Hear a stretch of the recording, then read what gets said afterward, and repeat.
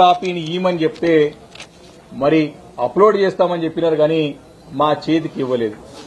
స్పష్టంగా ఈ యొక్క procedures and conduct of the business మన తెలంగాణ శాసనసభ యొక్క రూల్స్ బుక్ లో ఉన్నటువంటి మన యొక్క రూల్ బుక్ ప్రకారం ఖచ్చితంగా అయితే ఈ యొక్క డిస్క్వాలిఫికేషన్ పిటిషన్ పెండింగ్ ఉంటే ఇమీడియట్ గా మాకు ఈ యొక్క జడ్జిమెంట్ కాపీని మా చేతికి ఇవ్వాల్సిన అవసరం ఉండే.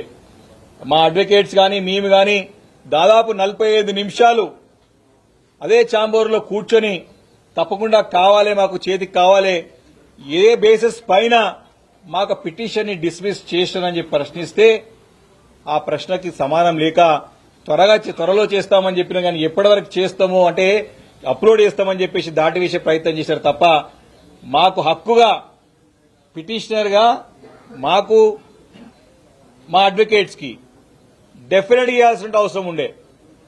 అది కూడా చేయలేదంటే మాకు సంతకాలు చేయాలని చెప్తున్నంటే మాకు అనుమానం ఉన్నది. నిజంగానే ఈ జడ్జిమెంట్ ఏమైనా రాసినారా, జడ్జిమెంట్ తయారైందా, జడ్జిమెంట్ అయిందా కాలేదా, లేదా కేవలం సుప్రీంకోర్టు చెప్పింది కదా అని చెప్పేసి ఏదో తూతుమంత్రంగా నిర్ణయం చేసేసుకున్నాం అయిపోయింది అని చెప్పేసి కేసు క్లోజ్ చేయడానికి కోర్టుని మళ్లీ తప్పుదో పట్టించడానికి చేసే ప్రయత్నమే కనపడుతుంది తప్ప మరి జడ్జిమెంట్ కాపీ ఇవ్వడానికి ఎందుకు వెనుకబోయినదని చెప్పేసి కూడా ఈరోజు స్పష్టంగా మేము ప్రశ్నిస్తా ఉన్నాం.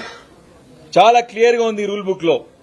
మనకి కంక్లూజన్ అయినప్పుడు మనకి సంబంధిత పిటిషనర్ కి కానివ్వండి, వారికి సంబంధించినటువంటి వకీలు కానివ్వండి, పిటిషన్ సంబంధించినటువంటి డిస్మిస్ అయినటువంటి ఏ సందర్భంలో ఏ బేసిస్ పైన మా పిటిషన్ ని డిస్మిస్ చేసినారో చెప్పాల్సిన అవసరం ఉన్నది.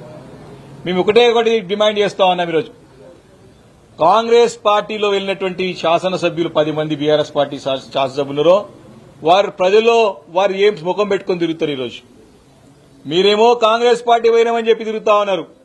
మీ కాంగ్రెస్ పార్టీ చెందినటువంటి ముఖ్యమంత్రి గారేమో వాళ్ళ సంబంధమేమో కాలేదు, మీరు బీఆర్ఎస్ పార్టీలో చెప్తున్నారు. అక్కడ ప్రజలకేమో మేము అధికార పార్టీలో చెప్పుకొని తిరుగుతా ఉన్నారు. మీరు ఏ ముఖం పెట్టుకుని ఈరోజు తిరుగుతారు? ముఖ్యమంత్రి గారిని మేము ఛాలెంజ్ చేస్తా ఉన్నాం బీఆర్ఎస్ పార్టీ నుంచి.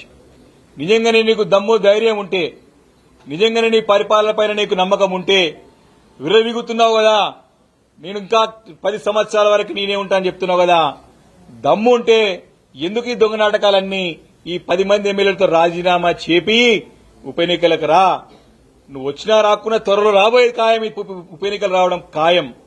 ఈ రోజు 10 మంది ఎమ్మెల్యేలు మేము కాదు, మేము బీఆర్ఎస్ పార్టీ కాదు అని బయట అక్కడ కాన్షియన్స్ చెప్పుంటారు, బయట వచ్చేసేమో మేము అధికార పార్టీ కాదని చెప్పి ఇక్కడ చెప్తా ఉన్నారు. కాబట్టి ఈ యొక్క 10 మంది ఎమ్మెల్యేలు ఎట్లున్నదంటే కాంగ్రెస్ పార్టీలేమో మందికి పుట్టిన బిడ్డలు మా బిడ్డలను కాంగ్రెస్ పార్టీ అధికారం వాళ్ళు అధికారం ప్రభుత్వం చెప్తా ఉంటే వీళ్ళేమో మా గుండె బిడ్డలు మాకే కాదని చెప్పి తిరుగుతా ఉన్నారు. ఈ రకంగా పరిస్థితి, వీళ్ళ పరిస్థితి అయోమయ పరిస్థితులు ఉన్నది. ముందు పోతే నుయ్యి వెనుకపోతే గుయ్యిలకు తయారైనది. కానీ బీఆర్ఎస్ పార్టీ ఖచ్చితంగా ఈ యొక్క అంశం పట్ల న్యాయ పోరాటం చేయడానికి సిద్దంగా ఉన్నది, సంసిద్దంగా ఉన్నాం.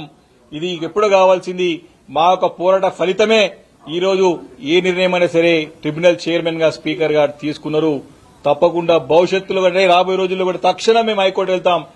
మిగతా 5 మంది శాసనసభ్యులది కూడా తక్షణం నిర్ణయం తీసుకోవాలి. ఎందుకంటే రేపు లాస్ట్ డేట్ ఉన్నది, రేపు చివరి రోజు ఉన్నది. ఇప్పటికే కంటెంప్ట్ అయినది. ఇప్పటికే స్పీకర్ కార్యాలయం, తెలంగాణ స్పీకర్ కార్యాలయం అంటే తెలంగాణ రాష్ట్రం యొక్క గౌరవంతో ముడిపడినటువంటిది.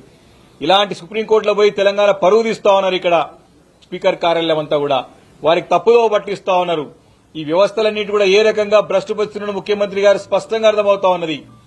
కాబట్టి దీనిపైన 100% న్యాయ పోరాటంకి ఫుల్ ఫ్లెడ్జ్ గా ప్రిపేర్ అయి ఉన్నది బీఆర్ఎస్ పార్టీ. మేము తప్పకుండా న్యాయ పోరాటం చేస్తాం. ఆ 10 నియోజకవర్గాల్లో కూడా బీఆర్ఎస్ పార్టీ శ్రేణుని, ఎందుకంటే మా పార్టీ మీటింగ్ రావాలి, ఎక్కడ వస్తలేరు మీరు బీఆర్ఎస్ పార్టీకి చెందినటువంటి ఎమ్మెల్యేలు అయితే. కాబట్టి దీన్ని ఎట్టి పరిస్థితుల్లో వదిలే ప్రసక్తి లేదు. దీనిపైన న్యాయ పోరాటానికి బీఆర్ఎస్ పార్టీ సిద్దంగా ఉందని చెప్పి ఈ సందర్భంగా మనవి చేస్తా ఉన్నాం. మాట్లాడిన స్మితులందరికీ నమస్కారం. చాలా మందికి ఇదేందో మీ అందరికీ కూడా తెలుసు.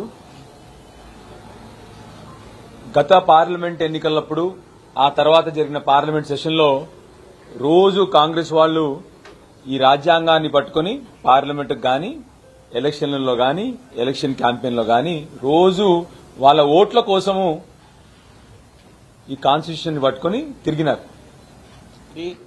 అంతకుముందు కాంగ్రెస్ పార్టీ మీటింగ్లలో కానివ్వండి, వారి పోస్టర్లలో చేతి గుర్తులు వేసుకుని కాంగ్రెస్ గుర్తు